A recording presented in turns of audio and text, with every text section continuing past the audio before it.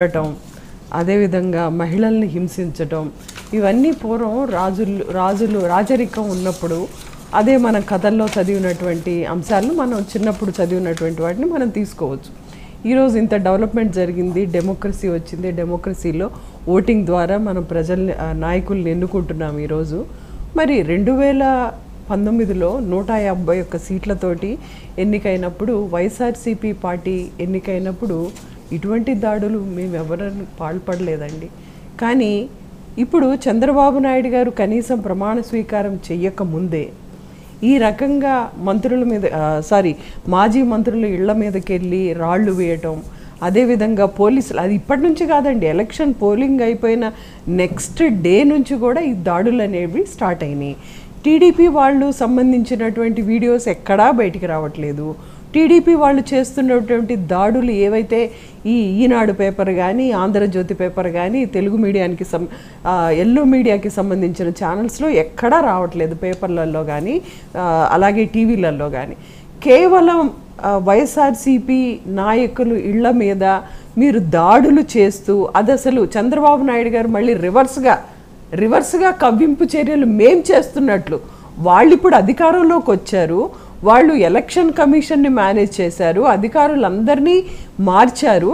అసలు election notification వచ్చింది మొదలు పూర్తిగా టీడీపీ కంట్రోల్లోకి వెళ్ళిపోయింది. ఎలక్షన్ కమిషన్లో ఉన్నటువంటి అధికారులందరూ కూడా టీడీపీ పార్టీకి వత్తాసు పలకడం మొదలుపెట్టారు అనేటువంటిది ఆంధ్రప్రదేశ్ ప్రజలందరికీ కూడా తెలిసినటువంటి విషయమే. ఈరోజు ఈ రకమైనటువంటి దాడులు జరుగుతూ ఉంటుంటే వీళ్ళు చంద్రబాబు నాయుడు గారు ఇస్తున్నటువంటి స్టేట్మెంట్స్ చాలా విచిత్రంగా ఉన్నాయి ఈరోజు. సో వాళ్ళు కొడుతూ మనుషుల్ని, వైఎస్ఆర్సీపీ కార్యకర్తల్ని చంపుతూ దాడులు చేస్తూ వైసీపీ కవింపు చర్యలు చేస్తుందని ఆయన స్టేట్మెంట్ ఇస్తున్నారు. మరి ఆయనకి రాష్ట్రం కనపడుతుందో, మరి ఒక్క టీడీపీ పార్టీయే కనపడుతుందో మాకైతే అర్థం కావట్లేదు.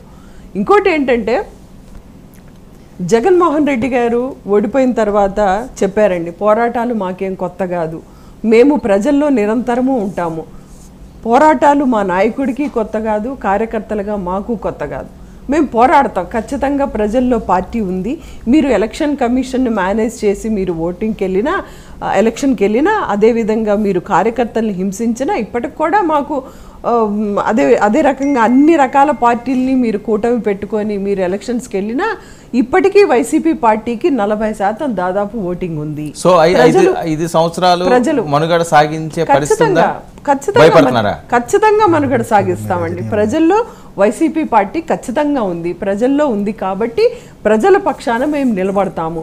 మమ్మల్ని హింసించవచ్చు, మమ్మల్ని కొట్టవచ్చు, మమ్మల్ని కార్యకర్తలు, మేము చట్ట ప్రకారం వెళతాం, మేము చట్ట ప్రకారమే మేము వెళతాం. మేము గవర్నర్ గారికి రిఫరెండం ఇవ్వడం జరిగింది, మా నాయకులు కానీ మా మాజీ మంత్రులు కానీ అందరూ కూడా ఇవ్వడం జరిగింది. అంతేగాని మేము కార్యకర్తల్ని దాడి చెయ్యమండి మేము. ఎందుకంటే ఒక మనిషిని ఇంకొక మనిషిని కొట్టుకుంటూ పోతే అది ఆటవికమైనటువంటి సమాజం అవుతుంది, కానీ అది ప్రజాస్వామ్యం అవదు ఖచ్చితంగా. మేము ఎవరిని మేము టీడీపీ వాళ్ళని మేమేమీ అనట్లేదు. కాకపోతే ఈరోజు చంద్రబాబు నాయుడు గారు అధికారంలోకి రాకముందే కళ్ళకు గంతలు కట్టుకొని ఈరోజు మేము కవింపు చర్యలు చేస్తున్నామని మాట్లాడడం ఏదైతే ఉందో చాలా హాస్యాస్పదంగా ఉంది. సో ఈరోజు వాళ్ళు కవింపు చర్యలు చేసినా, కార్యకర్తల మీద దాడులు చేసినా మేము భరిస్తాం, మేము ప్రజల కోసం భరిస్తాం. మేము అనేది మేము తిరిగి దాడులు చెయ్యం, కానీ చట్ట ప్రకారం ఖచ్చితంగా ముందుకు వెళతాము. వాళ్ళ మీద ఖచ్చితంగా ఎఫ్ఐఆర్ నమోదు చేసే కార్యక్రమం మేము చేస్తాము. పోలీసులు సపోర్ట్ చేయట్లేదు, ఖచ్చితంగా తెలుస్తూనే ఉంది. అక్కడ పోలీసులు సపోర్ట్ చేయకపోయినా మా ప్రయత్నాలు మేము చేస్తాము, మేము గవర్నర్ గారి దగ్గరికి వెళ్తాము, న్యాయం కోసం మేము పోరాడతాము. అది మేము చెప్తున్నాం ఈరోజు. Right, okay. విజయ్, ఏంటి ఒక ఆటవికంగా ప్రవర్తిస్తున్నారు, అన్యాయం చేస్తున్నారు, పోలీసులు కూడా పట్టించుకోవట్లేదట ప్రతిపక్షంలో ఉన్న వాళ్ళని? ముందుగా మీకు, ప్యానెల్ సభ్యులకి, ప్రేక్షకులందరికీ కూడా శుభ సాయంత్రం అండి.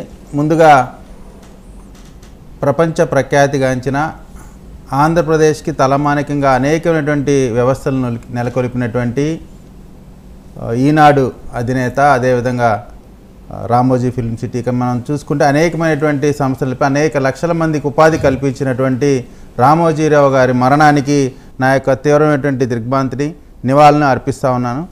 దురదృష్టకరమైన వార్త ఆయన చనిపోవటం. ఆయన బ్రతుకున్న కాలంలో ఆయనకి కులాన్ని ఆపాదించి ఎంత కక్ష సాధింపు జగన్మోహన్ రెడ్డి గారి పరిపాలనలో జరిగిందో మనం చూసాం. ఇటువంటి ప్రజలకి పేదలకి అవకాశాలు ఉద్యోగాలు కల్పించేటువంటి వాళ్ళపైన కూడా ఈ విధంగా చేయటం దారుణం. ఏది ఏమైనా కూడా ఆయన మరణం ఆంధ్రజాతికే కాదు భారతదేశానికే తీరని లోటు. వారికి మరొకసారి ఘనమైన నివాళులు అర్పిస్తూ ఇక దాడులకు సంబంధించి మాట్లాడుతూ ఉన్నారు. 175 నియోజకవర్గాల్లో కేవలం 2-3 నియోజకవర్గాలు ఎవరైతే అధికార మదంతో నోటికి ఎట్లా వస్తే అట్లా మాట్లాడి ఎవరి పైన పడితే వారిపైన దాడులు చేసి ఇబ్బందులు పెట్టి బరి తెగించి ప్రవర్తించారో ఆ పరిసర ప్రాంతాల్లో కొంత భావోద్వేగానికి గురైనటువంటి కొంతమంది కార్యకర్తలు ఆవేశపడి ఉండొచ్చు, 1-2 రాళ్ళు వేసి ఉండొచ్చు. దాన్ని మేము తీవ్రంగా ఖండిస్తున్నాం. మేమే కాదు, మా రాష్ట్ర పార్టీ నుంచి కూడా చంద్రబాబు నాయుడు గారు, లోకేష్ గారు ఇద్దరు కూడా పార్టీ కేడర్కి ఇచ్చినటువంటి సందేశం, ఎట్టి పరిస్థితుల్లో ఎవరన్నా తప్పులు చేసుంటే వారిని చట్ట ప్రకారం శిక్షిద్దాం, అంతేగాని ఎవరు కూడా చట్టాన్ని చేతుల్లో తీసుకోవద్దు. భౌతిక దాడులు లాంటివి జరిగితే మాత్రం ఖచ్చితంగా చట్టం తన పని తాను చేసుకుపోయిద్ది. మనం క్రమశిక్షణతో ఉండాలా, వాళ్ళు చేసిన తప్పులు మనం చేయకూడదని స్పష్టంగా, మీకేం సంబంధం లేదా? అదే సార్, స్పష్టంగా మా నాయకత్వం చెప్తా ఉంది. అంతేకాదు ఈ మా గుంటూరు పశ్చిమానికి సంబంధించి విడుదల రజనీ గారి ఆఫీస్ పైన దాడి జరిగినప్పుడు కౌంటింగ్ జరుగుతూ ఉంది, మాకు మెజార్టీలో ఉన్నాం. కొత్తగా రాజకీయ రంగ ప్రవేశం చేసినటువంటి గల్లా మాధవ్ గారు రాజకీయాలతో ఎటువంటి సంబంధం లేదు, అటువంటి వ్యక్తే స్వయంగా ఆమె ఏం చెప్పారో ఒక్క మాటలో వినండి. ఎట్టి పరిస్థితుల్లో కూడా సంస్కృతి వైకాపా ప్రభుత్వానికి తప్ప మనది ఆ సంస్కృతి కాదు. మనందరం కూడా సంయమనం పాటిద్దాము. మన గెలుపు ఎలా ఉంటుంది, మనం గెలిస్తే ఎలా ఉంటుందో ప్రత్యర్థికి చూపించాం. వారు ఇప్పటికే పలాయనం చిత్తగించారు. చూడండి, ఎట్టి పరిస్థితుల్లో